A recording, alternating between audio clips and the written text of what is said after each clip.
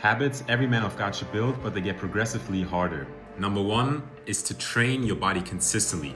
Not because your physique should become your identity, but because taking care of your body gives you a place to practice discipline, consistency, and doing what you said you would do. And honestly, getting in shape was one of the biggest things that taught me how to show up even when I didn't feel like it. But the truth is, physical training has value, but use it as a tool, not as your God. Number two is to plan your day before it even starts. One of the biggest reasons I used to procrastinate was because I had no structure. I would wake up and I just let however I felt determine what I would do for the day.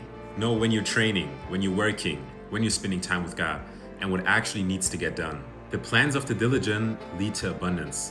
So stop letting your feelings dictate what you do for the day. Now, number three, this is the one that I used to struggle with for so long, and that is to practice self-control when it comes to food. I used to eat whatever sounded good and whatever I wanted.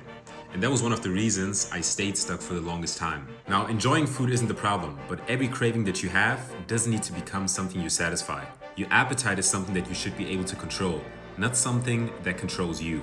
Number four is to flee sexual temptation. Stop seeing how close you can get to temptation without giving in. If an app, account, environment, or habit repeatedly pulls you back into the same sin, then stop trying to prove how much self-control you have and remove your access to it.